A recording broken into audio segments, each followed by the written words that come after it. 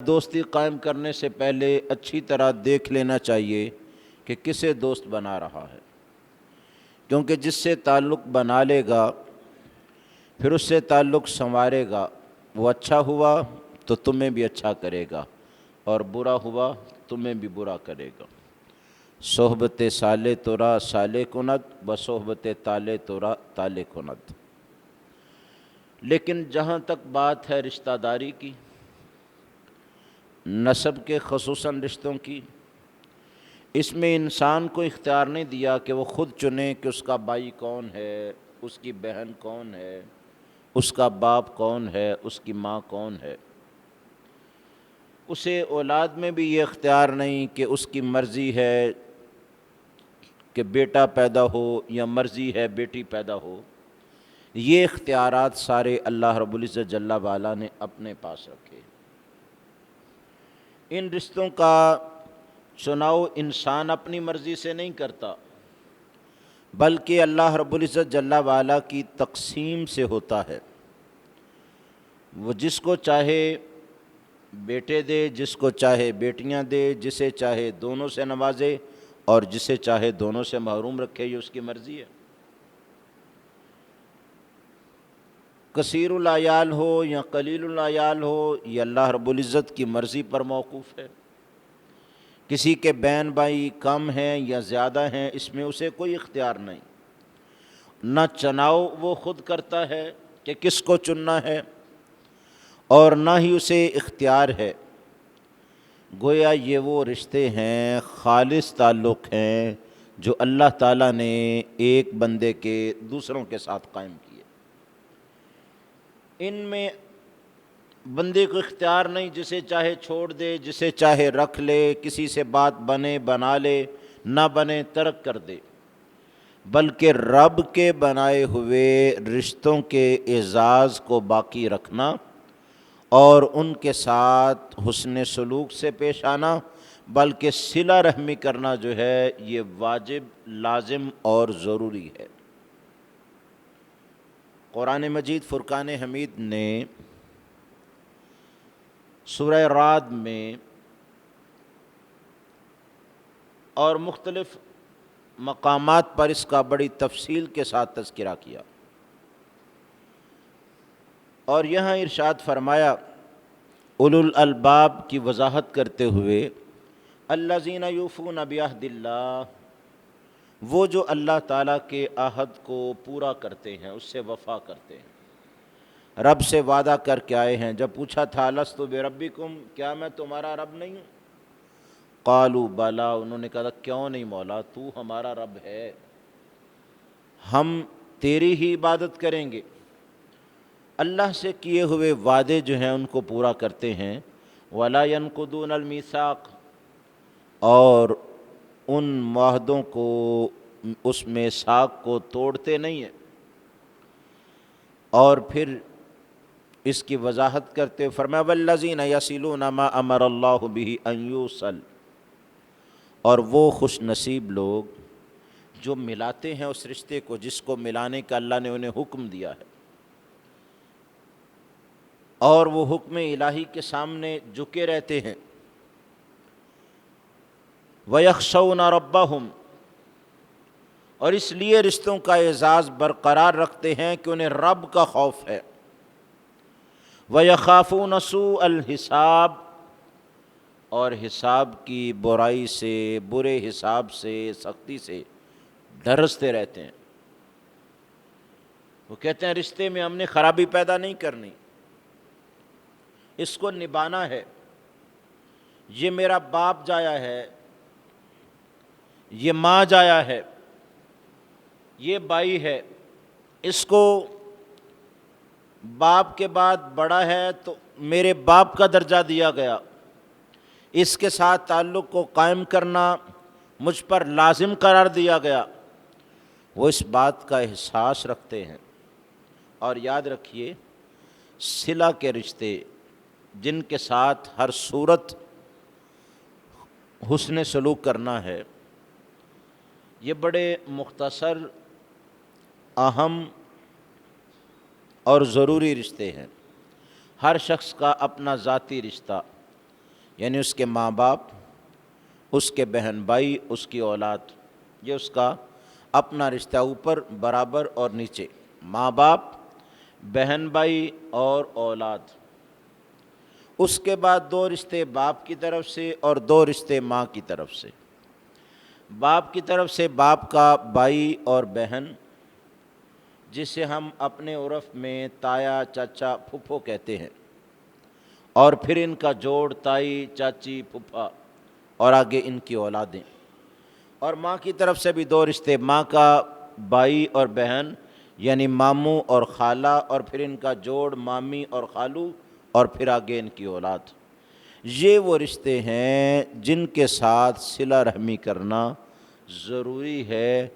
اور صلہ رحمی کا یہ معنی نہیں ہے کہ وہ اچھا سلوک کریں تم بھی بدلے میں اچھا سلوک کرو، بلکہ صلہ رحمی کا یہ مطلب ہے کہ وہ برا سلوک کریں تب بھی بدلے میں اچھا سلوک کرو، وہ رشتہ کاٹنا چاہیں تب بھی آپ رشتہ جوڑتے رہیں۔ وہ جیسے بھی کرتے ہیں ان کا معاملہ ہے، اللہ انہیں بھی ہدایت دے، لیکن تم نے ان سے بدلہ نہیں لینا بلکہ ان کے ساتھ حسن سلوک کو قائم رکھنا ہے۔ کریم آقا علیہ الصلوۃ والسلام کے پاس جبریل امین حاضر خدمت ہوئے تو پوچھا، اے جبریل ماذا یأمرنی ربی، میرے رب نے کیا حکم بھیجا ہے؟ عرض کیا، اللہ کے رسول صلی اللہ علیہ وسلم، رب نے کہا ہے، اے محبوب سل من قطعک، آپ جوڑیے رشتہ اس سے جو آپ سے رشتہ توڑتا ہے۔ وہ رشتہ کاٹتا ہے، الگ کرتا ہے، ختم کرتا ہے، آپ رشتے کو جوڑیں، مضبوط کریں اور ملانے کی کوشش کریں۔ وَآتِ مَنْ حَرَمَک، وہ آپ کو آپ کے حصے سے محروم کرتا ہے لیکن آپ اس کو اس کا حصہ عطا کریں، دیں۔ وَاعْفُ عَمَّنْ ظَلَمَک، وہ آپ پر ظلم کرتا ہے، آپ اس پر عفو کریں، درگزر فرمائیں۔ تو گویا صلہ رحمی اصل میں اس وقت ہی پیدا ہوتی ہے جب ان رشتوں میں سے جو میں نے گنوائے کوئی رشتہ بے سلوکی کرے یا بد سلوکی کرے، پھر اس کے ساتھ حسن سلوک اور اچھا برتاؤ کرنا، یہ صلہ رحمی ہوتی ہے۔ لہٰذا دوسرے کی طرف نہ دیکھیں وہ کیا کرتا ہے، اپنی طرف دیکھیں کہ میں اپنا جواب دہ ہوں، مجھے کیا کرنا ہے، اور اس کا پورا پاس اور لحاظ رکھیں۔ آقا علیہ الصلوۃ والسلام نے ارشاد فرمایا، اللہ تعالیٰ نے جب چیزوں کی تخلیق فرمائی تو رحم کو پیدا کیا، وہ اللہ کے عرش کے ساتھ لٹکا ہوا ہے اور رب سے کچھ کہنا چاہتا ہے۔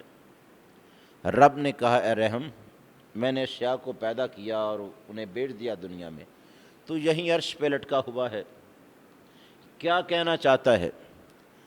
تو رحم نے کہا، اے اللہ، میں بس مختصر سی بات کہتا ہوں، یعنی رحم کے رشتے بھی اسی سے ہیں۔ پوچھا کیا؟ کہا، یا اللہ، جو مجھے ملائے تو اسے مل جائے، اور جو مجھے کاٹے تو اسے اپنی رحمت سے دور کر دے۔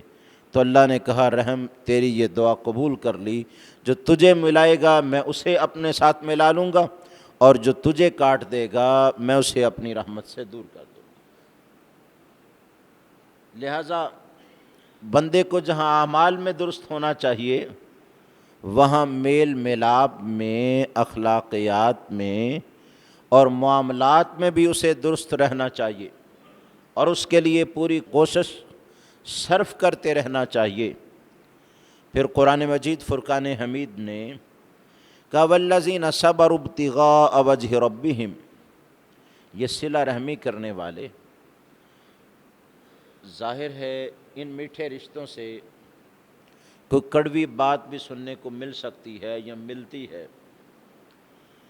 اب جب سخت بات سننے کو ملے تو صبر کریں۔ کیوں؟ ابتغاء وجہ ربہم، اپنے رب کو راضی کرنے کے لیے کریں، کہ اللہ رب العزت جل وعلا کو ان کے ساتھ حسن سلوک پسند ہے، لہٰذا میں ویسے ہی کروں گا۔ کوئی کڑوی بات ملی، سخت جملہ ملا، مقابلہ بازی کی کیفیت بنی تو تکلیف پہنچی دل کو، اور جب تکلیف پہنچی تو رب العزت نے کہا صبر ابتغاء وجہ ربہم، اپنے رب کی رضا کے لیے، اللہ کو راضی کرنے کے لیے انہوں نے صبر کیا اور تکلیف کے بدلے میں تکلیف نہیں دی۔ وَأَقَامُوا الصَّلَاةَ، اور ان میٹھے رشتوں سے کچھ تلخ بات سنی تو صبر کیا اور نماز کے لیے کھڑے ہو گئے۔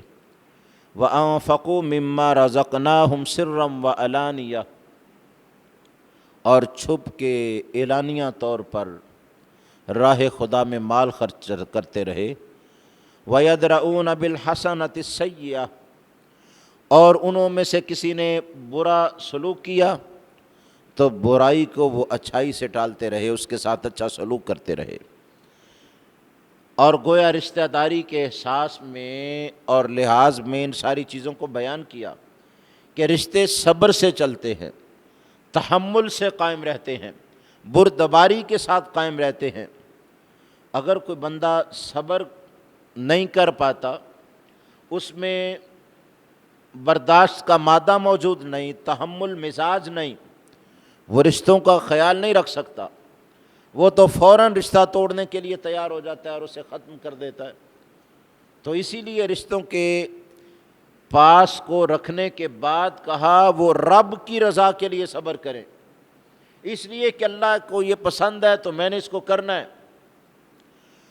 وَيَدْرَؤُونَ بِالْحَسَنَةِ السَّيِّئَةِ، اور ان کی طرف سے کوئی بد سلوکی ہو تو اسے اچھے سلوک کے ساتھ جواب دے اور برائی کو اچھائی کے ساتھ ٹالے، مقابلہ نہ کرے کہ اس نے ایسا کیا تو میں نے بھی ایسا ہی کرنا ہے۔ رب العزت جل وعلا نے فرمایا جو لوگ رشتے میں اتنا زیادہ خیال کرتے ہیں اولئک لہم عقبی الدار، وہ دنیا میں اگر پریشان بھی رہے اور ان کی جگہ کا کوئی حصہ ان کے بھائی کے قبضے میں بھی رہا اور ان کے لیے سختیاں بھی ہوئیں تو یاد رکھیں آخرت کا گھر ان کے